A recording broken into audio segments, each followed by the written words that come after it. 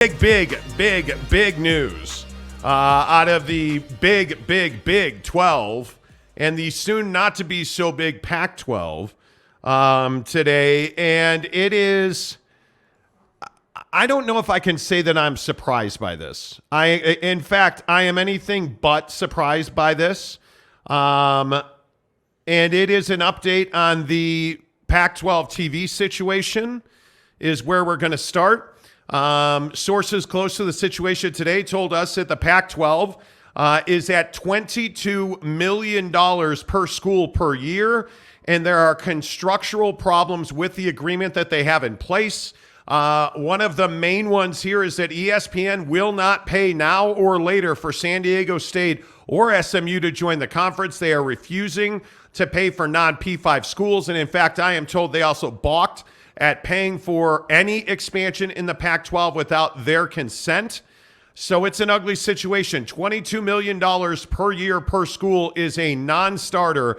It's $220 million a year, which it really, honestly, it is not even paper towel money in big-time college athletics. And when you look at where the Pac-12 is now, they remain incredibly vulnerable. And I think one of the bigger issues is this situation with their guarantees and how many games will actually be televised. This is kind of where the rubber meets the road. Amazon and ESPN, as it was explained to us today, are the two main players in the Pac-12's new TV deal that they are trying to get done. It would afford them a guarantee of only 2 games a week broadcast. 2 games a week, because you have to remember now, the Los Angeles market is no longer exclusive with UCLA and USC going to the Big Ten, who now the Pac-12 is going to have to compete within that window, which of course Peacock and NBC are going to have a game of the week, which is going to be a late window game to compete with Pac-12 After Dark. I am told today, by TV industry sources, that the Pac-12 only has a guarantee of 1 game on Amazon and 1 game on ESPN based on the national schedule. ESPN has the option to add a second game to bring the conference to 3 games a week. This is not good. It is truly a disaster for the Pac-12, and it's something, Jake, that I think is not sustainable. This is not a TV deal in any way, shape, or form. Yeah, I mean, this is not a TV deal. This is the end of the road, in my opinion. I mean, $22 million a year is embarrassing. I mean, that's just not. You're not going to survive on that. I mean, nobody is, and I think we need to stop saying, that they'll figure it out, or that somehow, some way they'll find a way to make ends meet. No, they really won't. That's just not enough money to support these schools, and the situation to me is escalating. This is not the same reporting that you were hearing a week ago. Even we've been telling you that it's $25 million a year per school, and that they were going to be level with what they've had, and everything was going to be fine. But $22 million, that's light, and I know it's only a $3 million dollar difference, but going down when you're already at 25, just to me is a non-starter. And then you haven't even gotten into what ESPN will take, or what Amazon won't take, or how many games will actually be on television. I just think you're in a bad space. And I think what you talked about yesterday, with this bar situation, and can you imagine a Saturday night in again, I will say Salt Lake City, walking into any frat house, any bar downtown, any pizza joint, any burger joint with a TV, and not seeing Utah football on TV. The Utah Utes are not guaranteed to have a game broadcast, which brings us to our next story in this, and that is that we started digging today because The Athletic and CBS have a story out that say the 4 corner schools are again talking to the Pac-12. And those 4 corner schools, a lot of people have been asking on Twitter today, well, who are the 4 corner schools? It's Arizona, Arizona State, Utah, and Colorado. We were told point blank today that, in fact, the Utah Utes are in discussions to join the Big 12.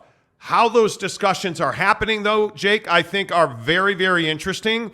We were told today by high-level sources that BYU is, in fact, working behind the scenes at the behest of Brett Yormark in the Big 12 to, quote-unquote, pave a road for Utah to join the conference. We were also told directly today that there is a big hurdle, and that is that the administration at Utah does not view the Big 12 as an academic fit for Utah. They really enjoy their relationship with the Pac-12 in that they are in there with some really heavy hitters academically. Obviously, USC and UCLA are two of those. But when you look at Washington, Oregon, you look at obviously Stanford and Cal, who can compete academically with any institution in this country. Utah really enjoys that relationship. The issue is, again, what we've been talking about for months. You have academia trying to make decisions for sports teams, and that's never going to end well. But we were told point blank today that BYU is working with the Big 12 to kind of pave the way for Utah to join the Big 12. I am told that Kyle Whittingham is, in fact, in favor of joining the Big 12. I am told that pretty much everything athletically at Utah is in favor of joining the Big 12, but that administration does not see it as a fit. And I think this is a tragic parting of the ways philosophically for Utah, because I think Utah is in a great place. I think the Utah Utes belong in the Big 12. I think it's a natural fit when you talk about competition on the field of play. Yes. I understand that, hey, you know what? Academically, it is probably not where you want to be. I mean, the schools in the Big 12 cannot compete with Stanford and Cal. And largely they cannot compete with USC and UCLA. So I completely understand that. But, Jake, I think this is a must move for the long-term viability of Utah athletics. Yeah, I just think that we can sit here and talk about getting A+ on tests and, having these amazing educational programs. But to me, that just isn't what pays the bills. Again, like I love Utah, man. I love the program. I love Kyle Whittingham. I love what they have going on. But you're starting to see the chain of command come into effect. You're starting to see that a football coach can only go so far at an institution like Utah. And I think that Utah is right now with what we're hearing, in my opinion, is hurting itself because there's no reason not to make this move. I understand. I respect that you have educational standards, right? Like, I get it. I understand it. But you can't tell me that, your educational standard is going to fall through the basement by joining the Big 12. I understand that, hey, the Big 12 can't compete with some of these schools academically that are in the conference. I totally respect that. But at the same time, what would you rather have? Would you rather be surrounded by some schools that maybe can't compete with you in the classroom, but you're making good money and you have a long-term, relationship and you have some stability in the Big? Or would you rather stay, do really well in the classroom and constantly have to work with George Kliavkoff on getting paid the proper amount that, Utah really is worth, in my opinion? That's where I struggle with this, man. Like, I don't feel like this is some difficult decision to make. I don't feel like this is some, you're having to decide whether you're chopping your leg off or chopping your arm off. I really don't think it's like that. No, but I also think this is what makes somebody like Notre Dame, who I think last year was ranked 18th in the country academically amongst big, larger conference athletic departments. They're an independent. I think when you look at, the Big 12, you have a lot of sub 100 schools in that conference. And I think that this constant conversation, this constant pull and tug about, is it academics or are we valuing athletics? What's going to make us money? What's going to make us reputation? I think academia doesn't care about TV rights contracts. I think they don't care about who wins a game. I think they don't care if Stanford ever wins another game. I think Utah would rather be in the Pac-12, a dying conference, than looking at the rankings in the Big 12. Like, you look at Kansas, 121st in the country. Iowa State, 127. UCF, 137th. You look at Texas Tech, 219th. West Virginia, 234th. Academically, like, that's a tough pill to swallow when you go to a conference like the Big 12, whose average rank academically is 148th in the country, which is behind the SEC. They're 53 spots back of the Pac-12, who, when you look at Utah as 105th in the country, I mean, look at where that puts them in the Big 12. That puts them 4th in the Big 12. You would now go from being middle of the pack of the Pac-12 academically to one of the best academic institutions in the Big 12, and I don't think Utah views that as being a good thing. So I think as much as we all want to decry academia and we all want to decry, how these things work, you can't simply ignore it or brush it under the rug because it's reality. And I think at Utah, they highly, highly value academics. But it's not like they're 20th in the country in academics, with all due respect. No, like but you're 104th, right? It helps when Stanford's third, when Cal is 20th, when Washington's 55th, right? That helps when you have Colorado, who's 97th, when you have Arizona and Oregon and Utah 105th, they're all tied. And yes, Arizona State, Oregon State, and Washington State plummet at the bottom of this conference. But you have all of these institutions here. Of the 10, I mean, your top 7 are in the top 100 universities in the country. That's not nothing. And I think one of the things that we all lose sight of is just because we're football fans and we want Utah and BYU to play the Holy War every year for a conference championship, I just don't think, frankly, that Utah cares.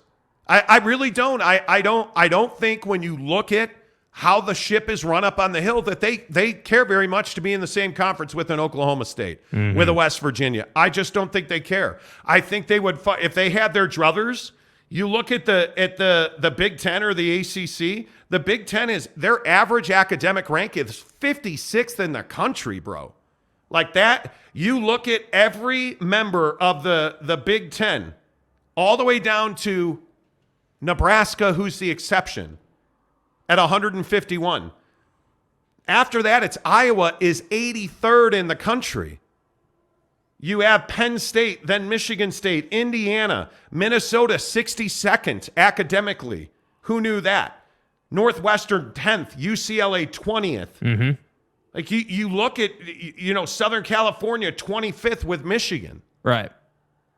It's awfully, I think most of us can at least acknowledge I understand it's a tough pill to swallow. I understand it. I still think it's kind of silly, though, if I'm being honest. And it's my opinion. And hey, maybe I'm wrong on this. Maybe I'm up in the night.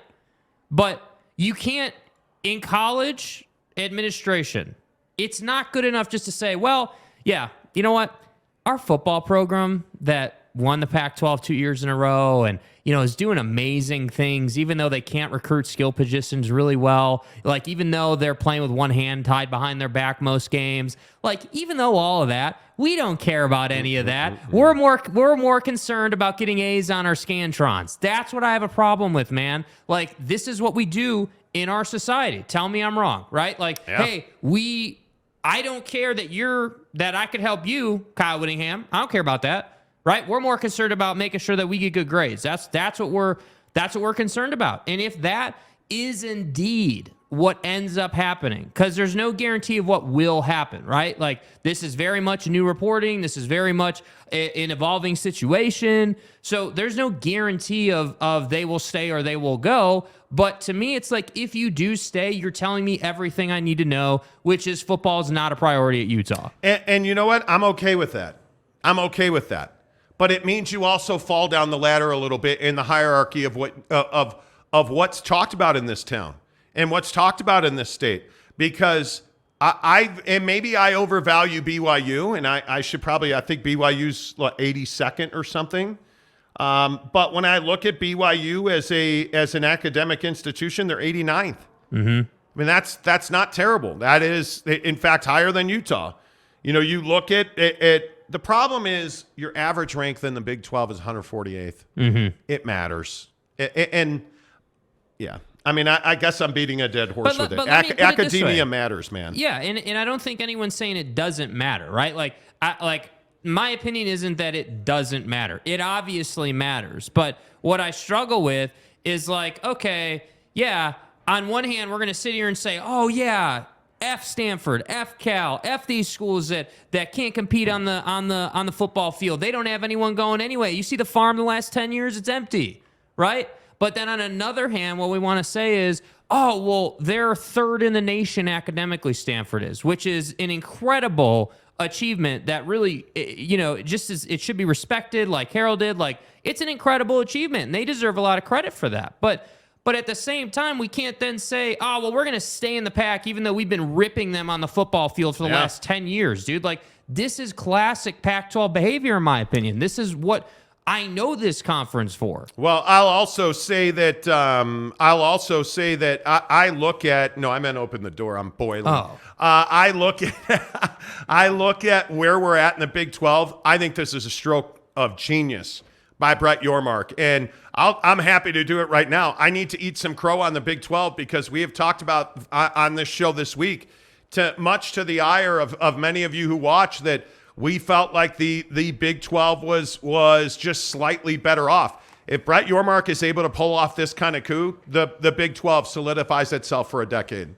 I mean, if Brett Yormark is able to grab the four corner schools, which The Athletic and CBS Sports Dennis Dodd are reporting are talking to the Big 12, I mean, it's nothing short of a coup. We can tell you from sources exclusively here on the Monty Show that Brett Yormark is not doing a lot of these conversations directly. This goes to BYU talking to Utah. This goes to a lot of back channeling, using the relationships that he knows exist in his conference between, again, a BYU and a Utah to recruit, to bring those guys in to say, hey, what are we looking at? What are the issues? What do we need to get this done? What's it going to take to get you to jump with, come over to the conference, Arizona State. Hey, Colorado, what's it going to take to get you to join the Big 12? Those conversations are happening. And the thing that's so brilliant about it is Brett Yormark doesn't have to be the hero. This is the big difference between Yormark and George Kliavkoff. Facts. I think for a lot of months and months now, George Kliavkoff has tried to be a hero. Brett Yormark has tried to be an operator, a guy that maneuvers behind the scenes. He is delegating some really high-level conversations to people that he knows has strong relationships. I can tell you Colorado's a great example of this. He's using relationships from the past to try and bring Colorado back into the fold. He's using Tom Holmoe as a conduit to figure out, hey, what's it going to take at Utah? What's it going to take to get that done? Does it ever happen? I don't know. But it certainly feels like Utah has made a decision. At least a good portion of people at Utah want to join the Big 12. Academics are standing in the way. Can that change? I don't know. Is it something that George Kliavkoff can control? It's absolutely out of his control. But what it tells me is this is the difference between the Big 12 and the Pac-12. You have somebody sitting at the top of the Big 12 that's an operator, that's a negotiator, that understands strengths and weaknesses. And it's what I say all the time. Brett Yormark versus George Kliavkoff. One guy understands who he is and where he's trying to go. And I can tell you today, we were told directly by sources right in the middle of the Pac-12 situation that the Pac-12 is splintered. This situation where they're at $22 million and now they've found out this four corners situation, they're going to have a Hail Mary meeting next week at the Pac-12 tournament in Las Vegas. That's going to be their last best hope of keeping this thing together. It's interesting to note, though, that I wonder if Ray Anderson spoke out of turn on sports radio in Arizona last week when he talked about how, Jake, this deal would keep the conference together, because I don't see any way, shape, or form that $22 million is keeping them together. Yeah, and when he went on, the radio in Phoenix and talked about this, that very same day, we had a conversation right here on this program that you're watching right now, and we talked about the fact that he didn't name George Kliavkoff by name. He didn't herald this deal. He didn't say that this deal was some incredible, feat of nature by George Kliavkoff. What did he say? He said, yeah, it's not reaching the expectation that was set previously. Some of those 40, maybe even $50 million remarks that George made very early in his tenure in the Pac-12. But that, hey, it doesn't reach those expectations, but hey, we're still together as a conference and we expect a media rights deal to get done soon. They even put out this statement that, we all know was kind of a joke. Like, you look at this thing and it's just, it just reeks. It smells. It has an odor of Fantasyland. That's the problem with this type of thing from the Pac-12. So whether it's Ray Anderson, this kind of statement, like for me, it's all in the same pile, because at the end of the day, Brett Yormark's just better than you. And And if Utah wants to sit in the Pac-12 and wants to sit on its high horse education, be my guest. But you know what you're not going to be? A national champion. You're not going to be one of the best football teams in this country over the course of the next decade. And the reason for that has nothing to do with Kyle Whittingham. It has nothing to do with the efforts put forth by the athletic program at Utah. And that's the really sad part. You're essentially taking, Kyle Whittingham's power away from him, because if you're going to sit here in a bad conference that doesn't have distribution, it doesn't have media, kids can't tell their parents, hey, yeah, mom and dad, I'm going to be on ESPN, I'm going to be on Fox, I'm going to be on CBS week in and week out. Hey, by the way, instead of going to Utah, I think I'm going to go to Ole Miss, or I'm going to go to a mid-tier SEC team, because I know that at least then I'll be on ESPN every week. I know that Jimmy the Scout, who's coming to see me from New York City, he's going to be able to check me out on TV. At least I know that. That's why Utah is going to struggle. And that's why I think Tom Homo and BYU deserve a lot of credit for setting their pride aside. Not that Tom Homo is known as an incredible, prideful guy, but you have to admit, they've set their pride, their, quote-unquote rivalry aside, and they're trying to get something done here. And I think they deserve a lot of credit for that. Yeah, and I think it's pretty remarkable. All of this today is it's just an avalanche of news. And I think a lot of it is because guys like Stuart Mandel and Dennis Dodd have really put in a lot of legwork on this story. Mm-hmm. They've worked very, very hard to make sure that the truth comes out, because I also think we've had a crazy amount of hearsay and just ridiculous rumor mongering on Twitter that simply is just not true. And it's been a real struggle, I can tell you, to get good information, which is why we don't report things every day, because there simply is just not something to say every single day. But yet you have people putting out misinformation. I can't say enough about what The Athletic and CBS Sports have done on this story. Mm-hmm. It's truly been remarkable. Here on the Monty Show, as we talk about breaking news today, this is not surprising at all. Yeah. That the Pac-12 is at $22 million per school per year on a 5-year deal that predominantly, I think, is... it's underwhelming. Yeah. It is. I think it is. I think saying it's a death knell to the Pac-12 is strong, but I think it is incredibly damaging to the long-term viability of this conference. And you tag that with this story where, sources in the TV industry told us they're looking at 2, and on good weeks, 3 games max being broadcast. That's a real killer, because it very much limits your exposure and it limits the windows those games can be played in. You're looking at Friday night and Saturday night, and that's it. And as the Pac-12 has found out the hard way, Friday night football is not great. It's not something that you want to be a part of, because your numbers are much smaller. And then you hear the story that, the Big 12 is using relationships and back channels to recruit teams in the Pac-12. And one of those relationships that's being leveraged right now is BYU and Utah working very closely together. BYU, really trying to find out and really working constructively with Utah to find out what is it going to take to get Utah to move to the Big 12. Because I do think that BYU, Utah, Arizona State, and Colorado makes a really nice Mountain West region. And whether you want to call that a Western Conference, whatever you want to refer to that as, it certainly is a good fit. It certainly is a moneymaker for the Big 12. And when you look at BYU and Utah, that's a big draw.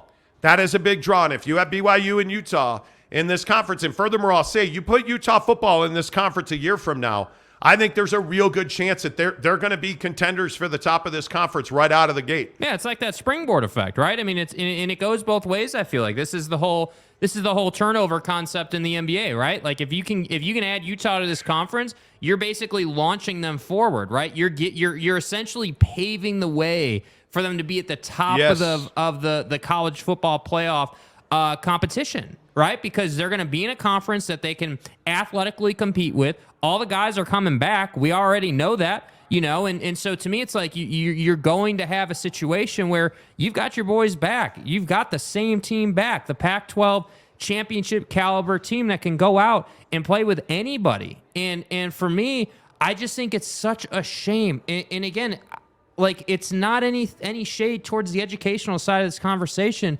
but it's just incredible to me that you would turn down this type of opportunity, because if you turn this down and you stay in the pack and the pack burns to the ground and then you have to go to the Mountain West, you're an idiot. Like, I will not have nice things to say if Utah finds its way to the Mountain West somehow because it didn't have another option. Because think about it.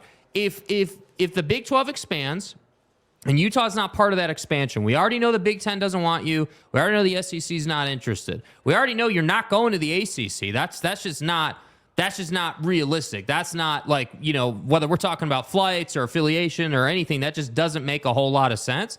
So the Big 12 is your ticket. It is the yellow brick road. It is the escape hatch. It is your path to success.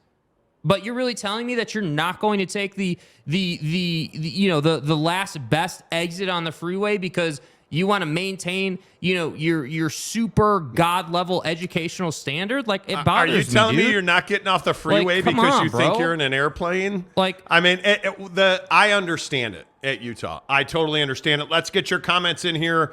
I know we have bloviated for quite some time now. Jake Gordon, who's a member of the program, says, wow, 11 minutes in and 40 likes.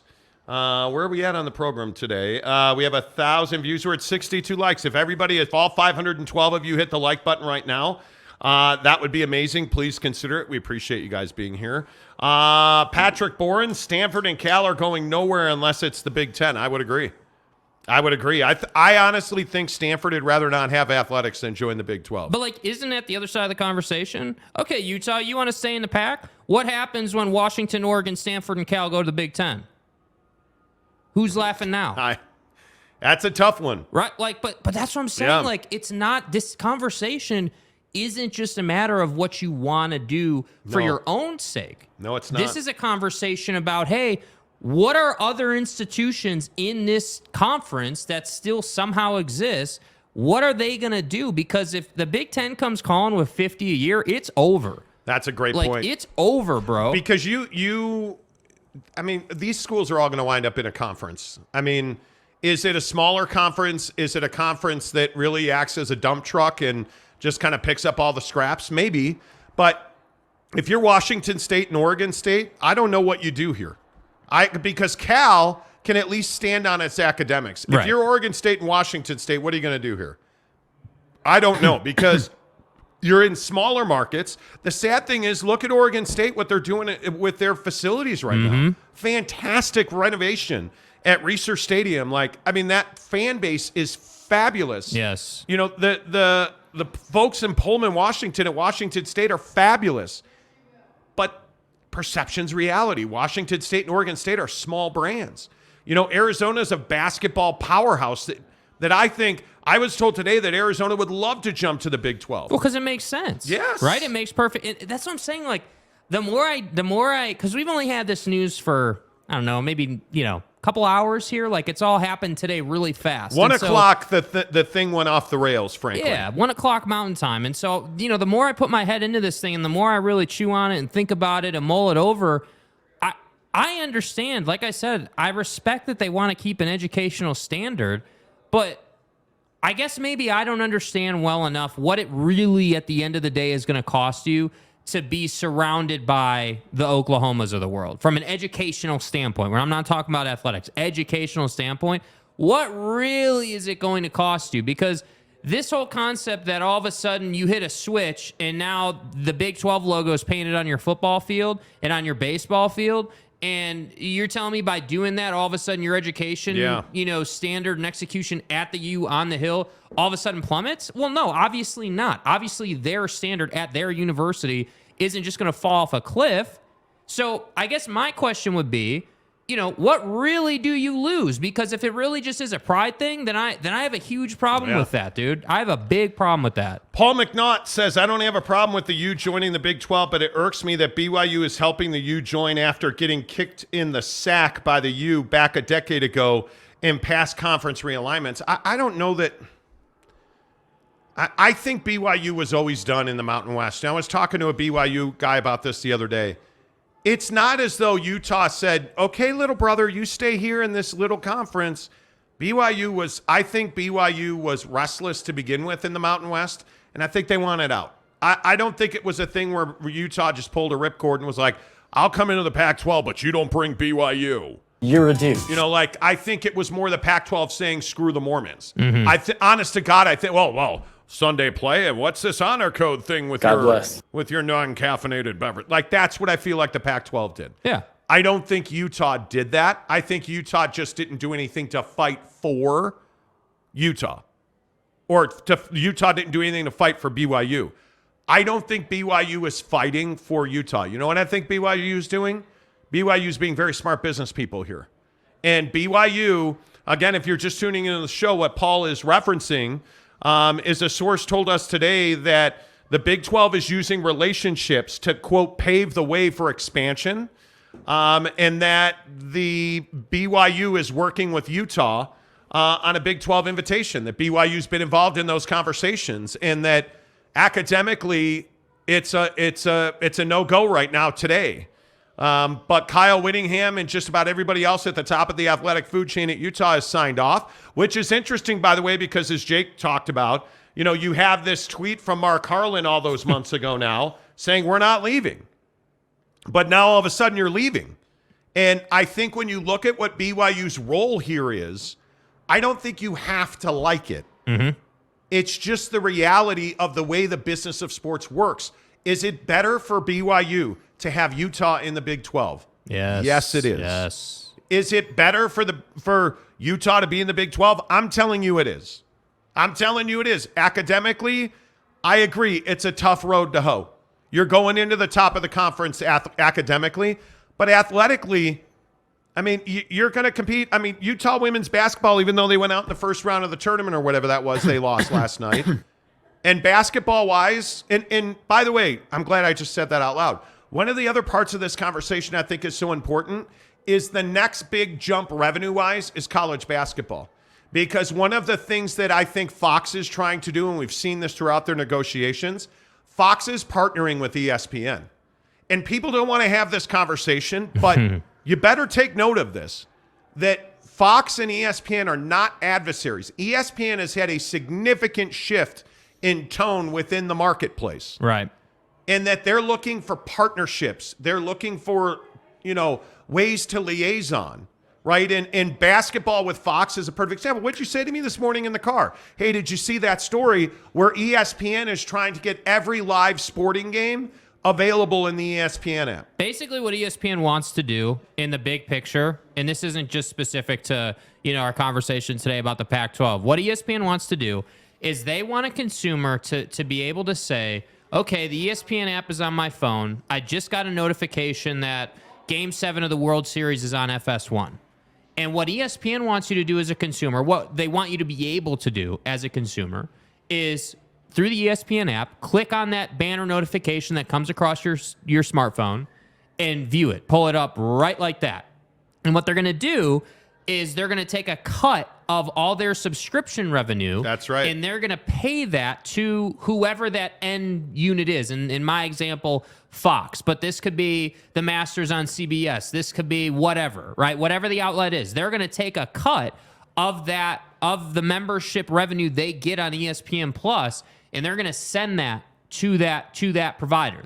Because they're obviously getting views through their app, which brings them advertising dollars. So basically, everybody wins. So in this concept of what we're talking about today, you can imagine if you had, the best college basketball matchup in the Big 12 is on Fox, let's say.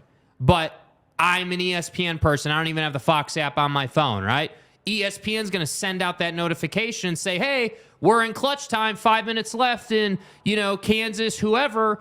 Check it out right now. I click that. I view the game. Hey, buddy over here gets a cut. Fox would get a cut in that case. ESPN sends Fox $1. Yeah. So that's the whole concept. It's brilliant. Yeah. It's because nobody watches the Go Fox or Fox Go app or whatever it's called. Yeah, Fox garbage. That's what it's called. Nobody watches that. Yeah. I think it's a stroke of genius. Greg Hawkins, our resident Utah expert and a member of the show, responds to Paul and says BYU actively worked to leave the Mountain West and was planning on leaving before Utah got the invite. So I don't think that line of reasoning is legitimate. And I agree with you, Greg. But let's say, and on Paul's point, the thing I wanted to say about that is, let's say Utah was being just a complete asshat about it, and they were hating on BYU, and they were doing what everybody always characterizes, what every BYU fan says Utah does to them, which is, wants the worst for them. Let's say that was the case, even though it wasn't. But let's say it was the case. That was 10 years ago, bro. 10 years ago doesn't matter now. Yeah. What matters now is what benefits BYU and their institution, and really the Big 12 in the big picture. Yeah, man, you guys are unbelievable. I'm trying to read as many comments as I can. I just am so thankful that you guys are all here and liking and commenting. Josh the Baller says, smash the like button, y'all. I appreciate that. CKS says Big 12 would add the 3 AAU schools to go along with Kansas. Well, I mean, Gary says, mad respect to the Cougs pulling those strings on the back end. That's what I mean. They deserve credit. But if the Cougs don't pull it, who's going to pull it?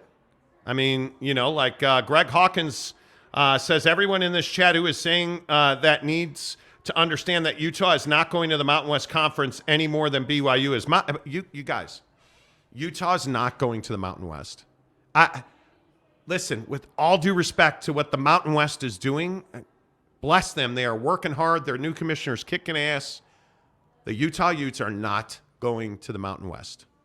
They are not going to the Mountain West, period. Yeah. There would be no, if you think, how do I say this correctly, Jake? If you think the Mountain West academically is a better fit than the Big 12, I think you're crazy. And my point with that, because I talked about that a little bit earlier in today's program, what I was talking about is if Utah stays in the Pac-12 and then Oregon, Washington, Stanford, and Cal go to the Big Ten. The average academic rank of the Mountain West is 226. Yeah, I mean, the Mountain West is just not an option for Utah. Yeah, Utah's going to the Mountain. What are you talking about? But hear me out on this. The reason I brought up the Mountain West, it would be in a doomsday ripcord scenario where your pride got in the way and you didn't go to the Big 12. You stayed in the Pac. You wrote out this $22 million a year, distribution deal that's on deck and almost ready to be done here. And in year 2, let's say, or year 3 as an example, you have Washington, Oregon, Stanford, and Cal bounce to the Big 10 and basically leave, what would that be, 6 schools left or, whatever that'd be, 5 schools left. And then the conference basically dissolves. And so Utah's got to figure out, okay, where are we going? Now, obviously, at that time, the Big 12 would still be an option, I would guess. I mean, I don't think that Brett Yormark all of a sudden is just going to say no to an institution like Utah. But the reason I brought up the Mountain West is because at that point, you wouldn't have anywhere else to go because the SEC doesn't want you. The Big 10 doesn't want you. That's right. You're not joining the ACC. That's right. So that's why I was saying the Mountain West is really not an option. But if everything burned to the ground in 2 years, then the Mountain West becomes an option. That's the thing. And Donut says, Pac, the Ivy League of the West, football-wise, how did that turn out? It didn't. Seriously. It didn't. McKinley Cutler, a member of the program. McKinley, how are you? As a BYU fan, it is genuinely disappointing that the leaders at Utah are so against joining the Big 12. It is.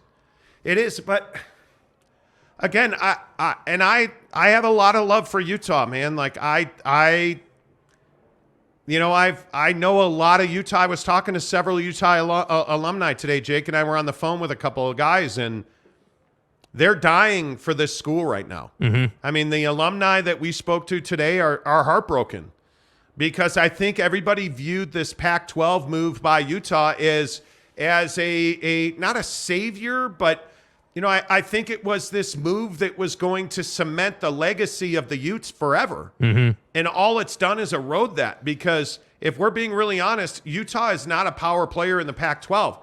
The back-to-back conference champion, back-to-back Rose Bowl appearances, clearly, in my opinion, the best football program in the conference. Stay hard. And they're not is decision maker the right word? Probably. You've got some of the best talent in the conference.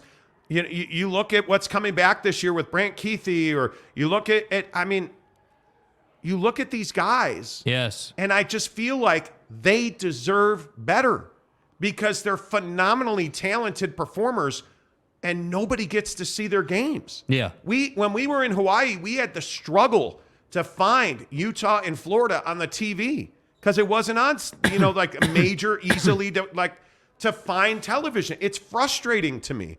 Even against an SEC opponent in a game that came down to a final possession, it was just frustrating to have to lurk around for it.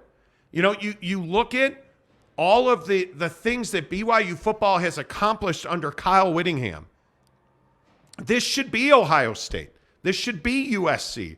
This should be, think of your second tier teams. There's in the SEC. I mean, you're not Alabama. You're not. You should have been. You're not TCU. Georgia. You should have been TCU. There's no reason you can't be TCU. You're a better football program than blue bloods like Oklahoma and Texas. Yeah. But nobody knows that. Nobody agrees with that. Nobody sees that because you're on Pac-12 networks. So you get to the Big 12, let's say, and I honestly, I think it's 70-30 Utah winds up in the Big 12. That's just my opinion. Nobody's telling me that. I think it's 70-30 they wind up in the Big 12, and I honestly think it could happen sooner than later. But you put Utah in the Big 12, they're instantly competing at the top of the conference. Yes. I think they are instantly college football playoff eligible because you look at Utah, I just think they're better than the top probably 2 or 3 teams in this conference. I don't know what that was out of Oklahoma State last year. Maybe I put Oklahoma State too high up in my belief system. Yeah. But I have to believe that Oklahoma State, I have to believe that K-State's going to remain where they are. I have to believe that TCU, Sonny Dykes has done a lovely job at TCU. Yes. I can't see them falling off of a cliff. I just can't see it. Yeah. Greg Hawkins says McKinley as a Utah fan, I feel the same way. Are you as Utah fans? Are you disappointed that Utah is likely not the best? Doesn't believe they're the best fit in the Big 12. Well, I mean, let's just characterize this as what it is, in my opinion. Are you disappointed Utah's being stubborn? Because that's what they're being right now. You're being stubborn. You're saying, hey, we won't. At a minimum, right? If we just take the opinion out of it, no matter what you think of the Big 12 on the football field or academically, just at a minimum with where the business side of this conversation's at, hey, you're saying that you will refuse to join a conference, and get that long-term reliability because you're being stubborn. That's what this is. And I know we can characterize it as, hey, they think that they're above the Big 12's academic standard. That might be true. And I think I'm Jesus Christ. That doesn't deter me from making the right decision, man. You have to look at this and say, dude, like, we've got one of the best coaches in the country. Our guys are coming back. We could be really healthy from a financial standpoint if we join the Big 12. And I know they're not getting $50 a year on the TV deal, but if you go to the college football playoff through the path the Big 12 provides you, like, you're going to make more money. And yeah, your basketball program is going to get slapped in the bag in the Big 12 its first couple of seasons. We know that. But you're going to make up for that on the football field. And that's why I think it's a crying shame that this is even really a conversation. Like, I would love the conversation to be, hey, Tom Holmoe's working with Utah. Utah's open to it. They just got to figure out, like, logistically what it looks like, how this process even works. How long is it going to take to put up a Big 12 country billboard? Yeah. Like, these little logistical things. Yeah. How long is it going to take to get the Pac-12 logo, cleaned off the grass up at the U? Like, what do we got to do? New stickers for the helmets. Right? Like, that's what I'm saying. Like, if these guys would just come to their senses and make the correct decision. Today's show is titled... But they think they are making the correct... Well, and I think this is... But it's something you have to respect. Yeah. I mean, your whole life is not... Our whole life is watching Utah football, Utah, Oregon, Utah, Florida, like BYU and Oregon. Like, that's our life. That's what we do. These are people who grade tests and read papers and don't play intramurals, brother. They, profess... Pythagorean theorems. Stop telling me about isosceles triangles and start telling me how you're making money. But that's their life, and they're not struggling to make money. They don't care about athletics. I think that's important. I mean, they in my opinion, and this is just my opinion, I think they care about Bucked Up Energy, and I think they know that Bucked Up Energy is the absolute best energy drink on the Monty Show. Yes. because it is the official energy drink of the Monty Show. Cheers, my friends at Bucked Up. They're all out at the Arnold in Ohio because Bucked Up is an industry-leading brand, folks. That's why we're partnering with them. They're one of the great entrepreneurial stories in the state of Utah. And right now, click the link in the description below. You can get 3 free samples. If you're a workout guy, if you are a low-stim workout guy and you want less caffeine, if you're a pre-workout guy and you need to be slapped in the bag first thing in the morning because you're groggy, they'll give you whatever samples you want, 3 of them for free, and they're going to give you the best shaker cup you have ever had. The Bucked Up shaker, I had it this morning at the gym. It's phenomenal. It's got a post attached to the lid where the blender balls are so they don't fall out and roll all over the floor in your kitchen or go down the garbage disposal. It is the best shaker cup you will ever own. Get it for free right now in the description. Click the free sample link below. Get it hooked up. Bucked Up Energy, the official energy provider of the Monty Show. By the way, if you go to buckedup.com, you can use promo code Monty to get 20% off your purchase. That's only good at the website, buckedup.com. If you go to any Bucked Up store in the great state of Utah, tell them you heard about them on the Monty Show. They'll give you a free can of Bucked Up Energy. But I would tell you right now, don't take my word for it. Get the free samples and shaker. Click the link in the description below. Whew. Okay. A fierce, straight rager. A fierce 45 minutes. Let's finish the hour with your comments because I see a lot of you commenting. Tanner Plummer, a member of the show, says, Greg Hawkins, how do you want Utah to do? What do you want Utah to do? Excuse me. Greg Hawkins said, I want Utah to join the Big 12.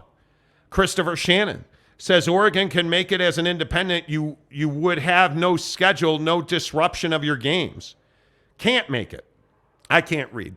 Oregon can't make it as an independent. Independence is not an option.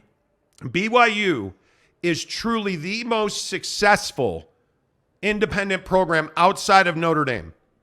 I think BYU is the most successful independent program ever. Scheduled big, beat big games on their schedule. Like, I think they kicked ass as an independent. And they struggled to do it. Right? So right now, I don't think that you can sit here and say, oh, well, Oregon and Utah and Washington, all of them should go independent. That's just not an option. That's not viable for people like Oregon and Washington and Utah. Yeah, I think it's a cute idea, right? Like, we all say, oh, well, BYU and Notre Dame did it. Why can't Oregon do it? Phil Knight's got the Nike money. Oh, that's the first thing you mean? always hear. Right? Phil Knight's got the Nike money. Like, independence is not some easy road, man. Like, it's just not. No, it's not. Matt Ritson gives us a $5 tip to say, while Pac-12 commissioners stay at the Bellagio Hotel, the rest of the Pac-12 stays in terrible hotels or Motel 6s in Vegas. Well, you know what, you guys? I don't know how to break it to you. Next week is one of the biggest Pac-12 basketball tournaments in history. Because they are going to have significant in-person meetings. Hey, guys. And I can't remember if I said this earlier, but communication in the Pac-12 right now is really heated. And usually the way that communication is flowed around the conference is, hey, George Kliavkoff works very closely with the executive committee led by Washington President Kase. She kind of distributes the information, and they have groups. Each president, there's 3 presidents on the executive committee. They each have a group of schools that they communicate with. Nobody talks to SC or UCLA anymore because they're out. But conversations became heated. Conversations became indifferent in certain cases because you don't have a president in Oregon. You have a new president in Oregon State, right? Today. But you have schools like Washington and Oregon that are still trying to forge forward and fight for what they believe in. But the issue also becomes that they all believe in and want different things. So there are fights and there are arguments. And there is not a unification. There is not leadership. George Kliavkoff is not a leader. President Kase is too worried about what she has going on at Washington to unify and lead the conference. So there's a leadership vacuum. Come on, man. Anytime you have a leadership vacuum, dude, you're in trouble because you're just going to have ships following the current. And I think that's a lot of where Utah is right now in this whole process. And then you throw into that, the middle of that what are they fighting about? A $22 million per school deal, which is now less than half of what they were promised 6 months ago by George Kliavkoff. Because it's garbage. Who promised them a $50 million payday that's never coming. Yeah. Not coming. And I'd be upset about that. And by the way, then you throw on the kerosene on top of the fire that ESPN has told George Kliavkoff in the Pac-12, we will not pay for San Diego State and SMU. They are not of value to us as a P5 member. So now you're right back at square one because should we expand? Well, if we expand, it's not going to make us more money. So why are we going to expand and split the pie when we're not going to get more money for it? Hell Okay, no. should we sign a new TV deal? Well, half the conference says hell no because it's $22 million per school for 5 years. Hell no. Your 5-year payout is what the Big Ten's getting in 1 year. Let that register. Dude. So let's call it, because if you're in the Big 12 right now, I think you're probably getting, I would probably realistically say $50 million a year is going in your pocket from the TV rights deal, bowl payouts, all of When that it's all revenue. said and done. When it's all Yeah, said and when done, it's all I said think and done. each Big 12 school will get $50 million. In the Pac-12, I think you would be happy to get $30 to $35 million total. That's just not sustainable, man. It's not. And again, I'll go back before I read more comments. I'll go back to what I said a minute ago. Why is there so much money being paid out in the Big 12? Because look how many teams are going to put in the NCAA tournament. You're welcome. A lot. Yeah. That's worth money now, right? You look at UCLA or Arizona in the Pac-12, but you have half the conference in the top 25 in the Big 12. Yeah. You have a school like Michigan that's now on the outside looking in the Big 10. Like, there's no doubt about the Big 12 is the big boy in college basketball right now. And I think that's where you're going to see a lot of income coming in. And then when the new deal comes in, you're going to get a lot more of your Big 12 basketball games on TV. So recruiting's not going to go down. It's going to go way up. Money's not going to go down. It's going to go way up. Like, you are now in this position, and this is why everybody's going to say, oh, you flip-flopped again. I'm going to tell you, if this comes to fruition and if these four-corner schools join the Big 12, it's a stroke of genius by Brett Yormark. It is. I'm for real. It's an unbelievable move. I'm for real. It's an unbelievable move. Facts. Lopes fan Gabe, who's a member of the program, says lots of bag slapping happening in Bet today's you weren't show. expecting this one. Yeah, seriously. Riley O'Brien, hey, Monty. What's up, Riley? Good to see you. Ray Wilkes says $22 million is more than the Ivy League is making right now. Ooh. Hey, you start talking shit. Dude, seriously. Greg Hawkins, saying Utah hasn't won an OOC for years. Years line is kind of misleading. 2020, no OOC. 2021, Ohio State. 2022, Florida at the Swamp, and Penn State. Out of conference game. Yeah. Yeah, look, I think that Utah can beat anybody in the country on any given weekday, any week in the season. They can win every game. You put Brant Keithy and Cam Rising along with a Yasmin, let's say, and along with the stable of backs that they have. Yeah, you're in a good place. I'm not saying that they're Georgia or Alabama, but what I am saying is they're damn near the best of the rest, if that makes sense. So that's what I'm saying, dude. Like, I know I get fired up about this educational piece, but it's just a crying shame. Like, I live here, bro. Like, we're in Salt Lake City doing this program right now. Like, seeing the Utes suffer is brutal. It's tough. It's absolutely tough, man. And I don't know how you fix it. And I'm not even from Utah, right? Like, we're not even from Salt Lake City, and I want to see Utah do well. Yeah, man, you guys are unbelievable with the comments today. Thanks so much for all your comments. Steve Blake McCluskey.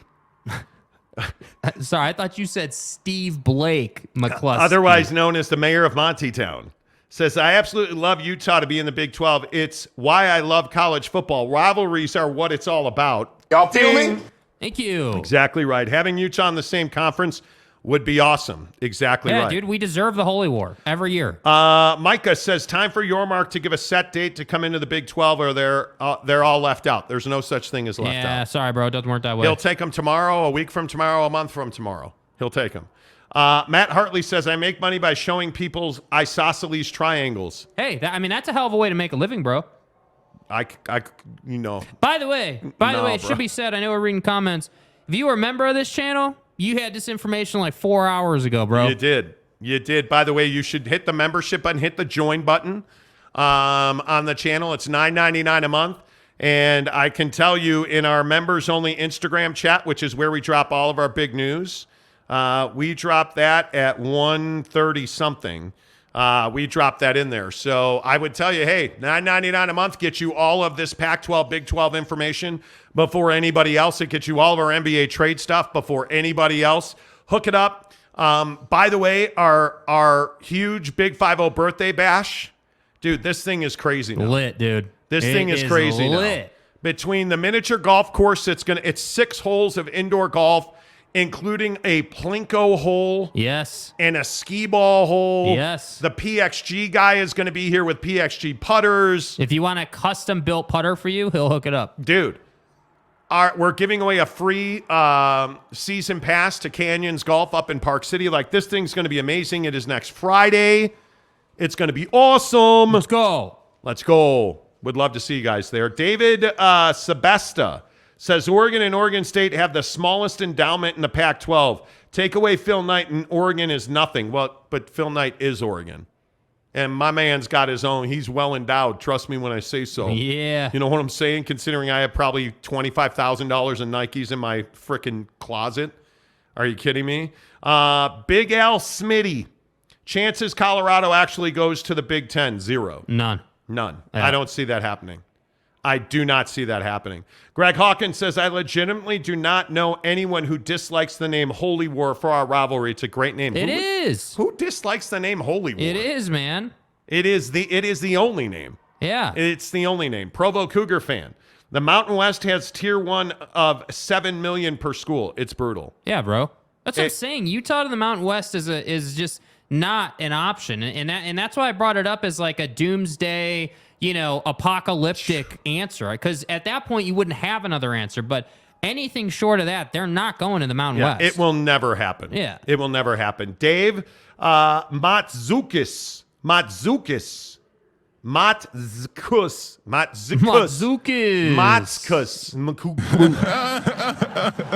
right, Dave. Rumble in the Rockies is more like it. Absolute. No, dude. It's the Holy War. Yeah, the Holy War just has a certain It's the Holy War. panache. Yeah, panache. W. Jason Spangler says Not we had just to Spangler. get rid of the border war with Mizzou. Well, not anymore. The Holy War is what it is. God bless. He also says the woke one out. They tend to do that. Timothy H. says, why does Pac-12 invite? Who does Pac-12 invite if the Four Corners leave? Your mom to clean out the refrigerator in the office because it's over. The Jimmy's cleaning service. I honestly think it's over. Yeah. If the Four Corner schools leave, I don't see any way that Oregon and Washington stay. You're so fucked. Because I'm telling you, Arizona State has a lot of sway in that conference. Arizona State draws a lot of water, dude. Mm-hmm. Like it is inarguable in the Pac-12. Arizona State's got a lot of pull. I think losing Arizona would be a massive blow to the prowess of the basketball side of that conference. I think you're already losing UCLA because if you lose Arizona, you don't have a basketball powerhouse in that conference. You don't. Yeah, I mean, Oregon, Washington, Stanford has basketball history, but not recent. Yeah. Like I think it is. I think that would be a real bag slap if you lose Arizona. I think it's over. Yeah. And I do think Washington winds up in the Mountain West. I think you look at. You think Washington or just Washington State? Just Washington State. Excuse me, Oregon State, Washington State to the Mountain West. Yeah. Okay. I think Oregon, Washington, Stanford, and Cal go to the Big Ten. Isn't that incredible? An institution like Cal that does absolutely nothing athletically is so dominant educationally speaking that another conference would want that. It makes it worth it. It's incredible to me. It makes it worth it, as does using the promo code Monty25 to get 25% off your purchase of $25 or more at Papa Murphy's. Friday night means Papa Murphy's Pizza, baby. You got Jazz and OKC tonight. Yeah. By the way, OKC's 1.5. The Josh Giddies. We'll talk about that coming up in a bit on the program. But make sure you get your hands on some double bacon cheddar at Papa Murphy's. Fresh out of Papa Murphy's kitchen, the limited time double bacon cheddar pizza. Actually, it's fresh out of my oven. Dad, it's just an expression. Mozzarella, crispy bacon, and Canadian bacon with nacho cheddar cheese sauce.